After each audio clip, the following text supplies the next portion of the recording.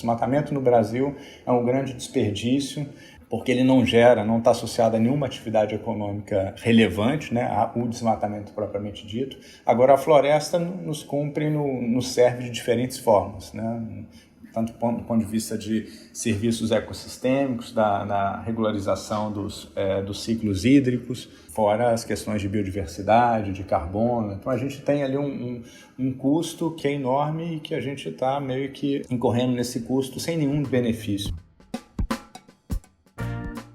É urgente que o Brasil abrace a causa da proteção de seus recursos naturais o quanto antes, a começar aproveitando melhor a área que o país já tem disponível para a produção de alimentos sem devastar ainda mais a Amazônia. É sobre isso e outras coisas que eu vou conversar hoje com o economista e professor Juliano Assunção, que você ouviu aí. A gente vai falar sobre a relação entre produtividade e proteção dos recursos naturais, do Brasil aos olhos do mundo na questão ambiental, do futuro. Eu sou Luara Calvenic e este é o podcast da semana.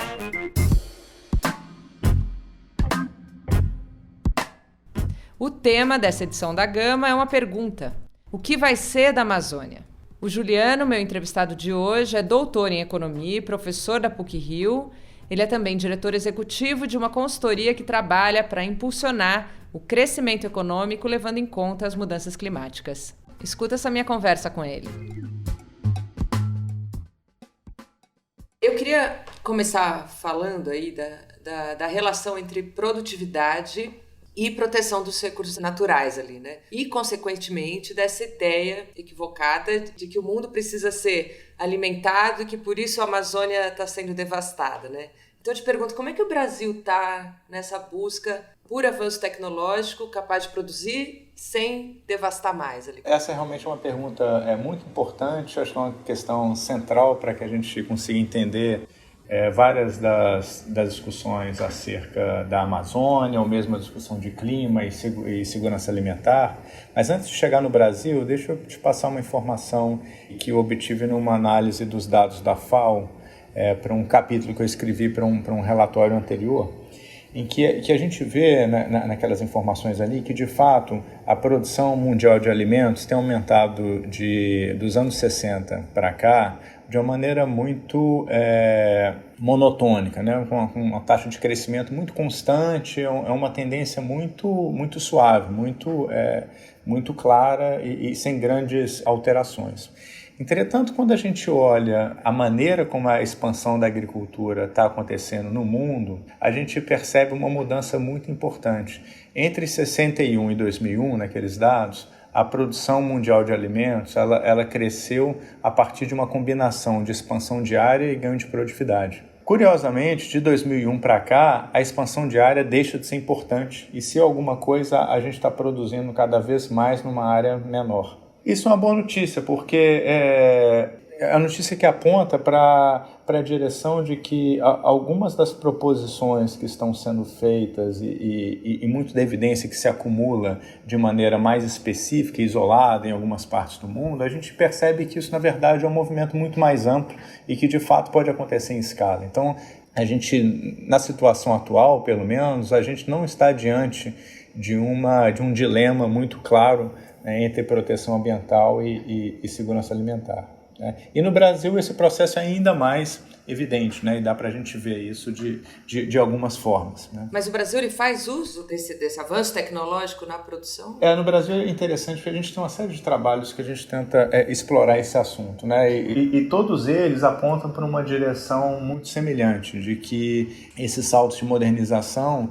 eles aumentaram a produtividade, expandiram a produção agrícola nas áreas e acabaram reduzindo as pressões por desmatamento. É como se esses produtores eles tivessem, agora diante de técnicas melhores, eles concentrassem os seus esforços em ganho de produtividade, investir mais em capital por hectare, mais do que em expandir a área. Parece que o Brasil está nessa situação. E quando a gente estuda a história brasileira, desde a era colonial, a gente percebe muito claramente que a gente acumulou uma série de políticas públicas que tinham como objetivo a ocupação mais extensiva do território. Desde as capitanias hereditárias, grande parte da preocupação com o território brasileiro foi justamente de ocupação.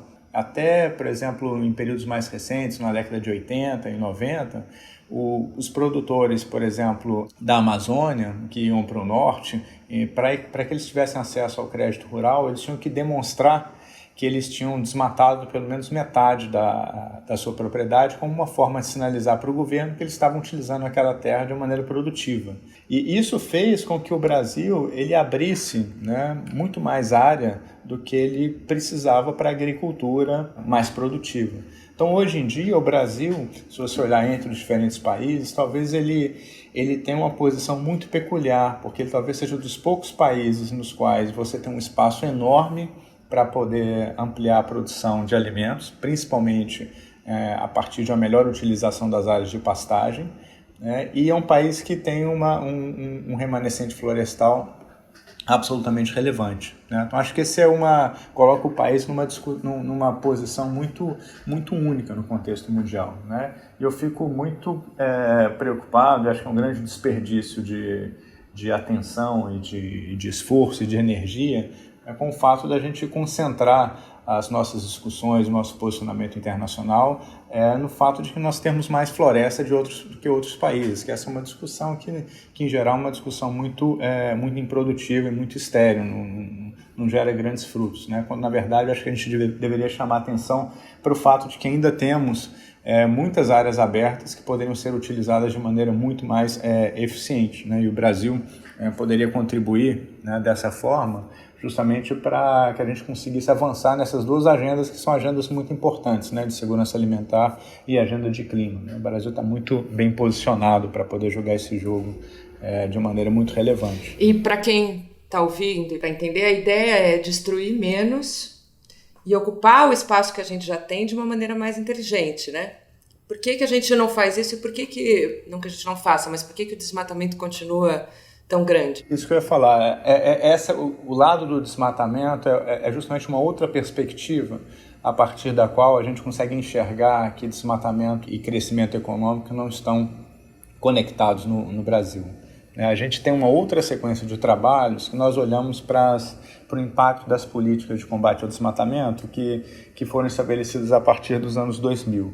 Como você sabe, o desmatamento no Brasil ele atingiu um pico em 2004 e a partir daí, entre 2004 e 2012, em particular, houve uma redução tremenda das taxas de desmatamento, né? E esse é um período que coincide com o lançamento de várias políticas públicas. A mais importante delas, né, de acordo com os nossos trabalhos, é justamente a política de monitoramento via satélite, em que a partir de 2004 o Brasil coloca no ar o tal do sistema DETER, que é um sistema que começa a identificar a atividade de desmatamento utilizando informações quase em tempo real de satélite. Essas informações elas são processadas e uma vez que você identifica um alerta de desmatamento, né, a autoridade, que no caso é o IBAMA ou outras partes do governo, vão tomar uma ação com base nessa informação que é muito precisa. Você tem uma coordenada precisa de onde o desmatamento está acontecendo, né? E aí você pode tomar as medidas necessárias. Esse é um processo que foi muito eficaz no Brasil para poder lidar com o desmatamento na Amazônia.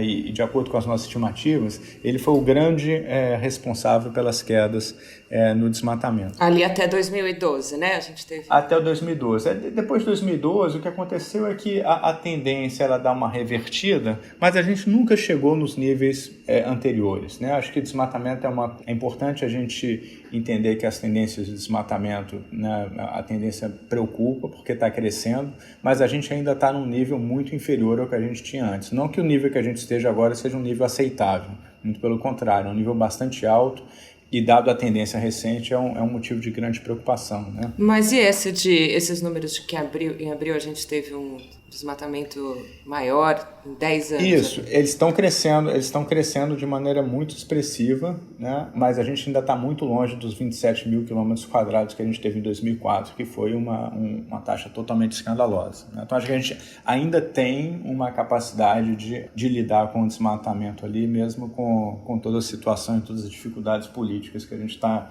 enfrentando, né? Acho que tem uma resistência até institucional ali em relação a isso.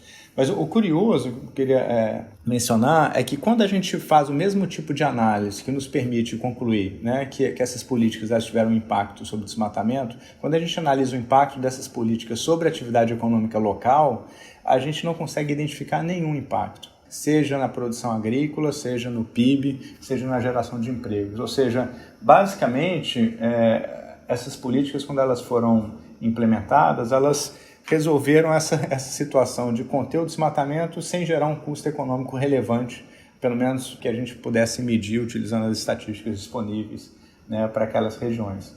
O que mostra, né, o que sugere que o desmatamento é um grande desperdício e combina com as evidências anteriores que a expansão da agricultura não necessita de desmatamento. Então o Brasil tem essa situação talvez pouco usual, né, de que, de fato, a gente tem desmatado essas áreas por uma atividade econômica de muito baixo valor. Então, deixar de desmatar não vai fazer o Brasil perder dinheiro, né? Pelo contrário. De forma nenhuma. E aí eu te pergunto, o que entra nesse cálculo aí, não sei se é um cálculo, mas para medir que o desmatamento da Amazônia custa mais para o Brasil do que a sua preservação? Não tem dúvida. Tem uma outra forma de você ver isso de uma maneira muito cristalina também, porque colocar números econômicos aí, tentar valorar isso é muito difícil e as tentativas, a meu ver, são até meio desastrosas. Mas uma forma de ver isso de maneira muito clara o INPE lançou um produto há alguns anos atrás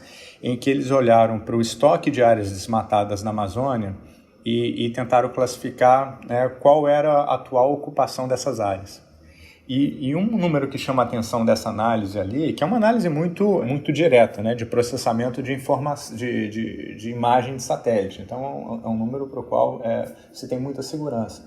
Um número que chama a atenção nessa análise deles é que aproximadamente 1/4 de toda a área que foi desmatada da Amazônia está em algum processo de regeneração. O que você pode interpretar como sendo uma boa notícia, né? Que mostra a força da floresta, o fato que a floresta está voltando, você tem essa regeneração natural em alta escala acontecendo na Amazônia, mas, por outro lado, ele também ilustra o fato de que nós desmatamos essas áreas por nada, né? 1/4 de toda a área desmatada na Amazônia foi simplesmente abandonado e está em algum processo de regeneração.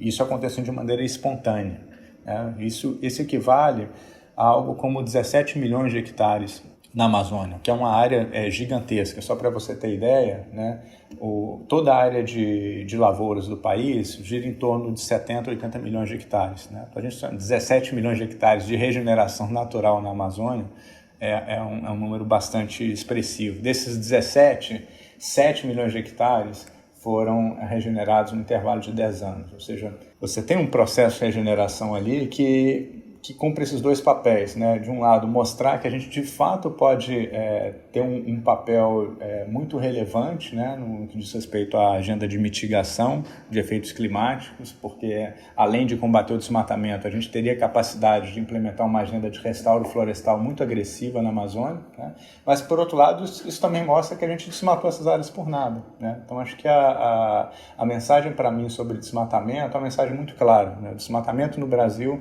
é um grande desperdício, porque ele não está associado a nenhuma atividade econômica relevante, né, o desmatamento propriamente dito. Agora, a floresta nos serve de diferentes formas, né, tanto do ponto de vista de serviços ecossistêmicos, na regularização dos ciclos hídricos, que são importantes para a nossa geração de energia, são importantes para a nossa agricultura, que basicamente, na sua totalidade, depende do regime de chuvas, fora as questões de biodiversidade, de carbono. Então, a gente tem ali um custo que é enorme e que a gente está meio que incorrendo nesse custo sem nenhum benefício, né? Muito pelo contrário, né? O benefício econômico tem sido, né, nos últimos anos, o de deteriorar a nossa imagem no exterior, de dificultar nosso acesso a alguns mercados.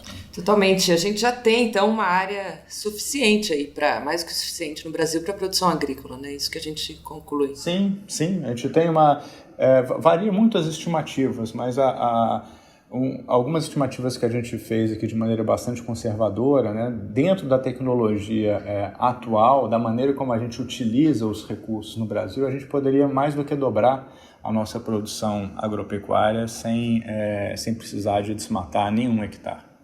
né? Isso na tecnologia atual. Se você estiver falando de melhorias tecnológicas, melhor manejo de pastagens, integração lavoura-pecuária, lavoura-pecuária-floresta e tal, esses números podem ser muito maiores, né? Mas acho que as oportunidades são realmente muito claras e em escala, né? Acho que é uma coisa que pode gerar recursos para o país, de fato, em escala, se a gente gerenciar melhor os nossos recursos naturais. Eu acho que esse é o ponto principal aqui, né? Para mim, a questão principal não é uma questão entre desenvolvimento e meio ambiente, sim de uma gestão eficiente, né, e moderna de recursos naturais. Juliano, eu fiquei pensando aqui que é interessante que os embates relacionados à Amazônia, eles são sempre muito relacionados ao lucro, ao crescimento. Parece que qualquer política ambiental vai atrapalhar ali o desenvolvimento, né? Quando as pesquisas mostram que não. Aí eu te pergunto, do ponto de vista da economia, aí, que é a sua área, por que essa ideia de preservar, de manter a Amazônia ali quieta, é perder dinheiro, é relacionada a perder dinheiro? Eu acho que por essas razões, né? Acho que a Amazônia ela cumpre um papel importante na nossa economia, né? E dois exemplos claros desse papel justamente associados à regularização dos fluxos hídricos, né? A base da nossa geração de energia é hidrelétrica, que depende do regime de chuvas, né? E a agricultura, que é o setor que tem sustentado grande parte do nosso crescimento recente, ela é quase em sua totalidade uma agricultura que depende do regime de chuvas, né? A gente tem pouquíssima irrigação no país, né? Então acho que se você pensar a energia, né, que afeta a economia como um todo, e a agricultura, que é um setor absolutamente crucial da nossa estrutura produtiva, a floresta tem um papel absolutamente relevante aí. Além disso, né, dado que a floresta tem esse elemento, por exemplo, de carbono, ele acaba se tornando uma fonte de preocupação mundial, né? Então o Brasil deveria utilizar a floresta mais como uma forma de ganhar o que se chama, né, de soft power, né, de se posicionar internacionalmente nos fóruns de uma maneira mais estratégica, né? Mas ao deixar acontecer o que está acontecendo hoje em dia na Amazônia, isso está saindo totalmente pela culatra. A gente está totalmente numa situação totalmente invertida, em que a gente está apanhando, né, nos fóruns internacionais, nos fóruns comerciais. Você tem, vira e mexe, comentários, ameaças do acordo comercial entre a União Europeia e o Mercosul, associado justamente ao desmatamento da Amazônia, né? Isso porque o mundo percebe que a Amazônia é importante, né, na agenda climática, é importante para lidar com alguns dos problemas mundiais que estão à nossa frente. E a comunidade internacional vai nos pressionar por isso, né?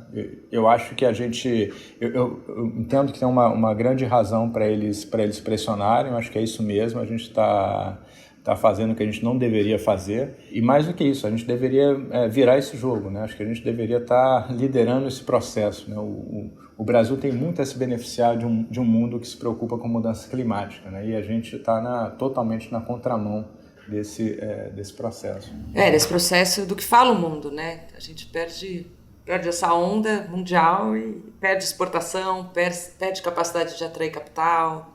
E a discussão fica muito mal posicionada, né? Por exemplo, eu acho muito mais importante a gente discutir se o Brasil tem a ganhar ou a perder com um mundo que se preocupa com mudanças climáticas do que a gente tentar discutir se mudanças climáticas existem ou não, como se isso fosse uma questão de opinião. Ótimo. E você fala muito aí durante o nosso papo sobre esse posicionamento do Brasil em relação à questão ambiental no mundo, né? A gente está muito mal ali, né? O Brasil nunca teve uma participação muito ativa nos fóruns internacionais, mas sempre teve uma ambição de participar, né? Eu não vejo outro caminho para o Brasil se alavancar e conquistar esse espaço que não seja o meio ambiente, né? Porque a Amazônia é algo bastante único, né? É algo que a gente tem, o mundo se interessa e não só a Amazônia, mas toda o nosso potencial de energia renovável também, né, é uma coisa muito, muito única do país. Não estou falando só de hidrelétrica, toda a parte solar, de eólica, né, o país poderia, de fato, conquistar um espaço nesses fóruns internacionais por esse caminho de sustentabilidade, que é uma vantagem comparativa do país, sem menor sombra de dúvidas, né, porque nas outras dimensões pelas quais os países, em geral, eles conquistam espaços nesses fóruns internacionais, a gente tem uma posição bastante tímida, né? Agora, em sustentabilidade, no meio ambiente, eu acho que a gente tem atributos que, de fato, nos diferenciam. Juliano, eu queria fechar, o tema dessa edição na Gama é uma pergunta, e a gente pergunta o que vai ser da Amazônia. E aí eu queria deixar essa pergunta aí para você responder. Eu acho que essa é uma pergunta para a sociedade, né? Acho que a sociedade precisa de responder essa pergunta com alguma clareza, né? E enviar mensagens muito claras para os políticos e para aqueles que estão responsáveis pelo desenho das políticas públicas sobre o que a gente quer fazer com a Amazônia. Eu espero que a gente seja capaz não só de eliminar o desmatamento da Amazônia, mas que a gente seja capaz de estabelecer uma agenda de restauro florestal bastante agressiva na Amazônia, porque eu tenho muita convicção que a gente seria capaz de estabelecer isso sem nenhum custo relevante para o país e gerando muitos benefícios, sejam benefícios ambientais, sejam benefícios comerciais nesses fóruns internacionais. Mas, ao mesmo tempo, é importante a gente olhar para as pessoas, né, para a população que vive na região amazônica. Eu acho que esse é um outro elemento da história que, para mim, é muito importante, né? Agora, cuidar dessas pessoas não envolve desmatar, não envolve interferir com a floresta. Né? Muito pelo contrário, se você olhar a estrutura econômica da Amazônia, ela tem muito pouco que ver com a floresta. O grosso da economia dos empregos da Amazônia são empregos que estão no setor de serviços, né, em comércio. A agricultura na Amazônia, a agropecuária na Amazônia, ela tem uma participação um pouco maior em termos de emprego quando comparado ao resto do país, mas não é menos do que 20% dos empregos da Amazônia no setor agropecuário. Então, eu diria assim, a gente precisa de cuidar das pessoas que vivem na Amazônia. Quando a gente olha o desempenho do mercado de trabalho ali na região, ele é bem pior do que no resto do país, os indicadores sociais são bem piores, mas eu acho que isso não tem a ver, né, e toda a evidência que a gente acumulou até o momento, isso não tem a ver com a agenda de desmatamento, de conservação ambiental. Né? Então, acho que a gente precisaria, para mim, atacar o problema da Amazônia, para mim, é a gente resolver essas duas questões, né? A questão de combate ao desmatamento e colocar de pé uma agenda de restauro florestal e, ao mesmo tempo, simultaneamente, desenvolver melhor as condições de vida da população que ali vive. Né? Que a gente aprendeu até com essa pandemia como que as dificuldades ali se apresentam e são muito mais visíveis do que no resto do país. Né? Então, para mim, eu vejo a Amazônia dessa maneira, como essa combinação bastante única, né, entre florestas e pessoas, no qual a gente precisa de cuidar com carinho desses dois lados. Né? Obrigada, Juliano. Obrigado. Você pode ter uma visão mais completa sobre esse tema entrando no site da Gama. Lá tem uma entrevista com o arqueólogo Eduardo Góes Neves para entender de onde vem o desmatamento e como a Amazônia pode ser salva. Tem lideranças indígenas de diferentes frentes contando suas batalhas e seu dia a dia. E uma matéria sobre os fotógrafos que fazem um papel importante de registrar a destruição da floresta e de seu povo. Eu sou Luara Calvenic e este é o podcast da semana. A cada 7 dias, um tema novo para você. A edição de som desse podcast é da Laura Kapelichnik. Até semana que vem.